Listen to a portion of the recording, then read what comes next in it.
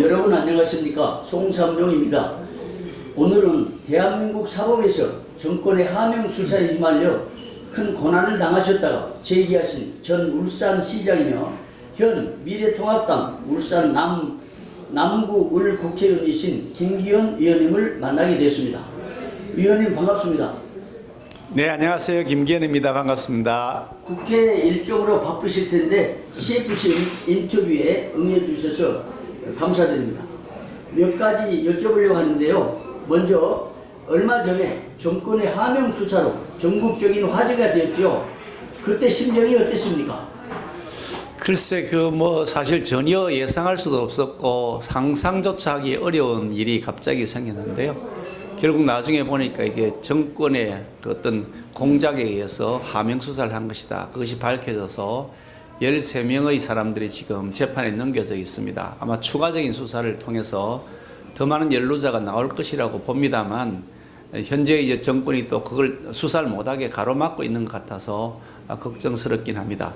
어떻든 이제 신앙적인 측면에서 보면 굉장히 어려운 시기였지만 또 한편 기도를 회복할 수 있는 그런 기회가 되었다, 그런 생각을 하고요. 제가 좋아하는 복음송 중에 아주 오래 전부터 제가 늘 즐겨 이렇게 흥얼거리면서 불렀습니다만, 하나님 한 번도 나를 실망시킨 적 없으시고 하는 오 신실하신 주, 우리 최영덕 선생님 곡인데요. 그 찬송을 이번에 굉장히 또 많이 불렀습니다. 언제나 공평과 은혜로 나를 지키신다고 하는 그런 확신을 가질 수 있는 기회가 되었고요. 한 2년여 동안 사실 절치부심하면서 하나님, 내가 가야 할 길이 무엇입니까? 이런 고민을 하고 기도를 했는데, 어찌 보면 정치하느라고 정신없이 바쁘게 쫓아다니다가 신앙의 본질을 조금 흐트러뜨린 것이 아닌가, 제가 스스로 게을러지고 말씀을 묵상하거나 기도를 하거나 찬송을 하거나 교회 활동을 하는 데 있어서 좀 게을러졌던 것이 아닌가 하는 그런 반성을 할 수 있는 좋은 기회이기도 했습니다. 2년 동안 다시 한번 하나님을 발견하고 크리스찬의 삶이 무엇인지, 정말 전적으로 하나님께 의지하는 것이 무엇인지를 경험할 수 있는 소중한 시간이었다, 그렇게 말씀드리고 싶습니다. 그러면 그때 그 남모르는 고난, 이 고난을 결국 신앙심으로 이겨내셨네요. 어찌 보면 저는 그런 생각이 좀 들었는 게 뭐냐면 이런 거죠. 어떤 고난이 닥쳤을 때 많은 정치인들이 아주 극단적 선택하는 것을 보아왔습니다. 최근에도 서울의 경우에 그런 사태가 있었습니다만, 어떤 이런 고난이 닥쳐왔을 때 그것을 극복하는 것이 결코 쉽지 않겠다. 특히 아무 죄도 없이 억울하게 당했을 때는 얼마나 속상할까 하는 것을 제가 한번 절절하게 한번 느껴보았는데요. 역시 신앙의 힘이라는 게 참 이런 것이구나. 신앙이 없으면 내가 과연 버틸 수 있을까? 억울하고 견딜 수 없는 모욕감 때문에 정말 참을 수 없는 그런 상황이었는데, 오히려 이런 것을 하나님께 더 나아갈 수 있는 기회로 삼을 수 있었다. 그것이 바로 신앙의 힘이 아닌가 하는 생각을 해봅니다. 네, 정말 엄청난 고난을 이겨내시고 다시 국회의원으로 당선되셨는데, 앞으로 어떤 자세로 대한민국을 위해 봉사하실 계획이신지 한번 말씀해 주십시오. 예, 저도 정치를 시작한 지 벌써 이제 16년 되었습니다만, 처음 정치에 입문할 때부터 내게 주어진 소명이다, 하나님께서 내게 주신 소명이다, 그런 생각을 가지고 정치에 입문을 했습니다. 돈을 벌려고 온 것도 아니고 가문의 명예를 위해서 온 것도 아니고, 내가 이 사회 속에서 크리스찬으로서, 크리스찬 정치인으로서 해야 될 역할이 있다, 그런 사명을 가지고 정치에 입문을 했고요. 지금도 똑같은 마음입니다.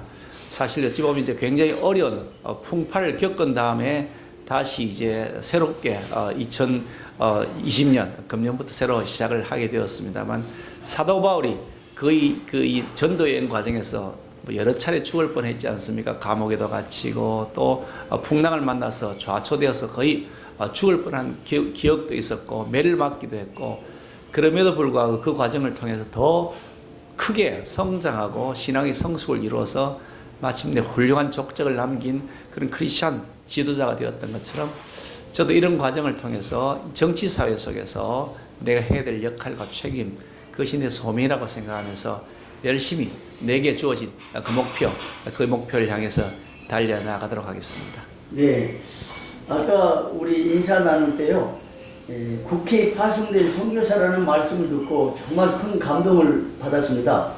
영국에서 노예 제도 폐지를 위해서 40년간 노력해가지고 의회와 사회를 변화시킨 윌버포스가 떠오릅니다. 이제 대한민국의 윌버포스, 또 21세기 윌버포스가 되시기를 기대하면서 앞으로 국회에서 가장 실현해보고 싶으신 그 비전이 있으면 말씀해 주십시오. 예, 사실 뭐 저는 늘 그런 생각을 참 많이 하는데요. 어떤 분이 이런 책을 쓰신 분이 있습니다. 나는 위대한 과학자였다기보다 위대한 크리스찬이었다고 평가받고 싶다. 이런 주제를 가지고 책을 쓰신 분이 계세요. 지금도 생존해 계신 분입니다만, 저는 정치를 하면서 나는 위대한 정치인이었다라기보다는 위대한 크리스찬 정치인이었다라는 평가를 받고 싶다는 욕심을 가지고 있습니다. 우리나라에 많은 크리스찬 정치 지도자들이 있었지만 대체로 나중에 좋은 평가를 받기가 쉽지 않았다. 저는 그 점이 참 아쉽고, 이게 참 어찌 보면 내게 주어진 역사적 책임이 아닌가 그런 생각을 한편 하고 있습니다. 정치를 다 마무리하고 후세가 평가할 때, 저 사람이야말로 크리스찬으로서 참 위대한 정치를 했다. 크리스찬으로서 이 부분에 대한 강조점이 꼭 주어지도록 하고 싶다는 것이 저의 욕심이고요. 윌리엄 윌버포스가 사실 그 일을 해왔었죠. 자기 친구 중에 그 피트라고 하는 친구가 있었습니다. 제가 이제 듣기로는 그 피트란 영국 수상을 했습니다. 그 사람하고 윌리엄 윌버포스가 아주 친한 사이였는데 각자의 진로를 이야기하면서 피트는 자기는 수상의 길로 가겠다 해서 갔지만 윌버포스는 내가 수상이 되고 안 되고 더 중요한 것은 하나님의 뜻을 이 땅에서 내가 정치 영역 속에서 이루는 것이다. 그런 결심을 하고 자신이 노예 폐지 운동에 앞장서는 길을 끝까지 갔다 하는 그런 얘기를 제가 들은 적이 있습니다만, 그런 모습으로 정치적 역할을 해야 되지 않을까 하는 생각을 하고요. 특히 요즘 사회에서 이 공정이 무너지고 정의가 무너지고 무엇이 진실인지, 또 어떻게 보면 진실이 가짜에게 눌리는 것 아닌가, 오히려 가짜, 거짓말이 더 힘을 얻는 것이 아닌가 하는 그런 두려움들이 우리 사회에 많이 팽배해 있습니다. 이것은 나라의 미래를 위해서도 그렇지만 우리 후손들을 위해서도 결코 있어서는 안 될 일이다. 저는 그렇게 생각하고요. 성경의 윤리와 가치관들이 바로 그것을 지켜주는 버팀목이다. 저는 그렇게 믿습니다. 공정하고 정의롭고 그리고 사랑이 넘치는 나라, 그렇게 진실이 통하고 그래서 열심히 일하고 또 열심히 서로 격려해주는 그런 사회, 그렇게 존중받는 사회 만들기 위해서 정치 영역에서 제가 해야 될 책임을 다하도록 하겠습니다. 예, 참 감동적입니다. 우리 기독위원으로서 확고한 성경적 가치관과 비전을 갖고 계신 것 참 도전인데요. 예, 다음으로는 최근에 우리 사회에 큰 이슈가 된 차별금지법에 대해서는 어떤 생각을 갖고 계신지 말씀해 주십시오. 정치를 하다 보면 표에 많이 쏠리는 것이 현실적인 그런 경향입니다. 투표를 통해서 당선되는 선출직이다 보니 그렇긴 하겠죠. 그렇지만 도대체 그럼 정치하는 목적은 뭐냐? 선출되게 한 것이 목적이냐? 아니다. 그것은 하나의 과정이나 수단일 뿐인 것이다. 해야 될 목적이 무엇이냐? 공의로운 사회, 정의로운 사회, 그리고 누가 보더라도 우리가 참으로 상식이 통하는 그런 사회 만드는 것, 그것이 바로 정치를 하는 목적이 아니겠냐. 저는 그런 확신을 가지고 있습니다. 그래서 때로는 득표에 도움이 되고 안 되고 여부를 무시하고 정말 내가 해야 될 역할에 충실해야 된다. 그런 결심을 스스로에게 참 자주 합니다만, 차별금지법도 그와 같은 사례라고 생각합니다. 우리 사회가 아무리 변화하고 또 새로운 것을 추구해 나가고 시대에 맞도록 여러 가지 가치관이 바뀌어 나가야 된다고 하지만, 그러나 절대 우리가 잊지 말아야 될 것, 지켜야 될 기본 원칙이 있습니다. 만약 그 기본 원칙마저 무너뜨리면 그 사회는 더 이상 존속할 수 없다. 저는 그런 확신을 가지고 있습니다. 이런 차별금지법이 가지고 있는 독소적 조항들, 그것이 계속해서 만약 이 사회를 지배하는 법률이 된다 그러면 절대로 우리 사회가 제대로 존속할 수 없다. 저는 그런 확신을 가지고 있기 때문에, 물론 동성혼, 동성애 이런 분들 여러 가지 LGBT라 그러죠. 그런 여러 가지 그 사례들이 우리 사회 속에서 많이 횡행하는 것은 사실입니다만, 그것을 합법화시킬 수 있느냐? 그것은 아니다. 저는 그렇게 확신하고 있습니다. 네. 네, 최근에 우리 합동교단이 설립한 총신대학교가 운영권을 임시사회에 넘겨주는 안타까운 일이 벌어졌습니다. 국회의원으로서 우리 김 의원님께서 총신대 문제를 위해 기회해 주실 수 있는 그 부분이 있는지 궁금합니다. 말씀해 주십시오. 총신대학교는 사실 우리 그 합동교단을 이끌어가고 있는 사실 중추 역할을 해왔습니다. 많은 목회자들이 거기에서 배출되었고 또 많은 크리스찬 지도자들이 거기에서 배출이 되었는데 이게 원래 우리 교단 측에서 세웠던 그런 사실상 세웠던 그런 학교였는데 요즘 이상하게 되어서 뭐 그냥 법적 분쟁에 휘말리고 심지어 관선이사 뭐 교육부에서 파견한 그런 인사들이 이사가 되어가지고 이게 기독교적 기독교적 학교로서의 색채를 이제 잃어버린 상태에 되어 있습니다. 그분들 중에 뭐 크리스찬 아닌 사람도 많이 있다는 얘기도 들었습니다. 그러나 총신대학교는 이름 그 자체로 알 수 있듯이 여기는 기독교적, 특히 우리 합동교단의 근본적 사고를 기초로 하고 있는 그런 종교적 윤리를 기초로 하고 있는 학교이기 때문에 다시 정상을 회복해야 된다고 생각하고요. 관선 이사들의 임기가 이제 아마 이번 뭐 가을 무렵이면 대체로 다 끝이 나는 것으로 알고 있는데 이것이 이제 종식되고 다시 정상으로 회복되어서 우리 교단 측과 그리고 학교 측이 서로 잘 조화를 이루면서 하나님의 나라를 건설하고 확장하는 그런 동력을 했으면 좋겠다는 바람을 가지고 있습니다. 예, 마지막으로 신앙력과 섬기는 교회를 한번 소개해 주십시오. 얘는 저는 뭐 이 초등학교 들어가기 전에 한 5살쯤 됐을 겁니다. 그때부터 엄마 손잡고 교회를 다녀서 지금 이제 55년이 넘도록 교회에서 자라면서 뭐 교회 학생회 뭐 회장도 하고 총무도 하고 성가대장도 하고 교회 건축위원장도 하고 뭐 주일학교 교사 반장 어지간한 건 다 했습니다. 교회를 어찌 보면 삶의 터전으로 삼아서 사고도 형성되어 갖고 가치관도 만들어 온 사람이다. 그렇게 말씀드릴 수 있겠습니다만 앞으로도 제가 해야 될 역할이 그래서 이런 내가 살아왔던 그리고 내가 그동안 섬겨왔던 이런 역할들에 대한 더 충실해야 되겠다 생각을 하고요. 지금 제가 이제 섬기고 있는 교회는 울산에 있는 교회입니다. 대암교회라고요. 우리 합동적 교단입니다만 대암교회를 섬기고 있고 담임 목사님이 배광식 목사님이십니다. 제가 매우 존경하는 목사님이신데 13년이 넘도록 매일 주일날 저녁 예배 마치면 밤 예배를 마치고 나면 혼자서 비가 오나 바람이 부나 한겨울에도 심지어 이렇게 산에 가서 기도하시면서 영적인 영성을 키우시는 참 훌륭한 목사님이시고요. 또 그뿐만 아니라 목회하시거나 하는 데에서도 메시지 면에서 있으나 모든 면에서 참으로 모범적인 그런 그 목사님이시다. 저는 그렇게 장담해서 말씀드릴 수가 있습니다. 또 특히 우리 그 장로교 헌법, 우리 합동적 교단의 헌법에 가장 정통하신 대한민국 최고의 권위자다 저는 말씀드리고 싶은데요. 헌법 해설서도 만들어서 책이 굉장히 두텁습니다. 엄청나게 두터운데 그걸 정보판까지 내면서 우리 합동교단의 이 헌법을 제대로 헌법의 기초를 제대로 쌓으신 분이셔서 앞으로 우리 교단을 이끌어 나갈 수 있는 큰 제목이 될 것이라고 생각합니다.